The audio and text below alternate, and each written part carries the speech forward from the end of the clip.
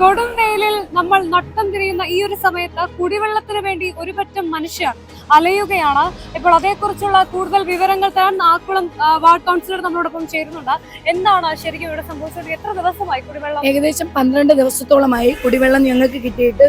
ആദ്യം main pipe line പൊട്ടി എന്ന് പറഞ്ഞ്, അത് കഴിഞ്ഞ് ഒരു 3 ദിവസം കഴിഞ്ഞപ്പോഴത്തേക്ക് ഞങ്ങൾക്ക് ഒരു ദിവസം ചെറിയൊരു വെള്ളം വന്നു. അത് കഴിഞ്ഞ് പിന്നെയും പൈപ്പ് ലൈൻ പൊട്ടി എന്ന അറിയിപ്പുണ്ടായി.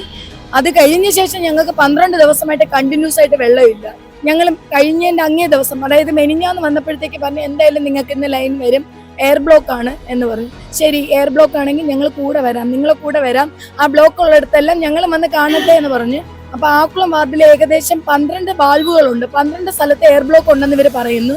അങ്ങനെ രാവിലെ തുടങ്ങിയ വർക്ക് ഏകദേശം 11 വരെ നീണ്ടു നിന്നു. ഓരോ സ്ഥലത്ത് പോകുമ്പോഴും വെള്ളം വരുന്നുണ്ട്.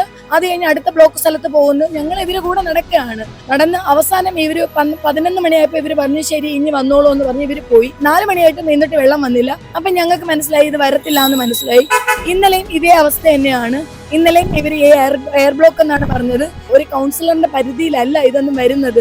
പക്ഷെ നമ്മളാണ് ജനങ്ങളുമായി കൂടുതൽ അടുത്തിടപഴകുന്നത്. അപ്പൊ അവരെല്ലാത്തിനും നമ്മളാണ് വിളിക്കുന്നത്.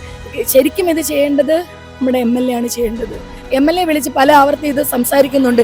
ഇന്ന് പോലും ഞങ്ങൾ 10 മണിക്ക് വന്നിട്ട് 12:30 വരെ ഈ റോഡ് ബ്ലോക്ക് ആയിരുന്നു. അദ്ദേഹം വന്നില്ല. അവര് വോട്ട് ചോദിച്ച് നടക്കുന്ന തിരക്കാണ്. ഞങ്ങൾക്ക് ഇതിൽ രാഷ്ട്രീയമില്ല, രാഷ്ട്രീയം വേണ്ട. ഞങ്ങൾക്ക് കുടിവെള്ളമാണ് വേണ്ടത്. അടിസ്ഥാന ഘടകമായ കുടിവെള്ളം പോലും തരാൻ പറ്റാതെയാണ് ഈ MLA പോലുള്ള ആൾക്കാർ വോട്ട് ചോദിച്ച് നടക്കുന്നത്. സാധാരണ എല്ലാവരും വിചാരിക്കും ഒരു കൗൺസിലർക്ക് ചെയ്യാൻ പറ്റുന്നതിന്റെ മാക്സിമം ഞാൻ ചെയ്തു കഴിഞ്ഞു. പക്ഷെ എന്റെ പരിധിയിൽ നിൽക്കുന്നതല്ല. ഇതൊരു MLA വിചാരിച്ചാൽ മാത്രമേ ഇത് പരിഹരിക്കപ്പെടുകയുള്ളൂ.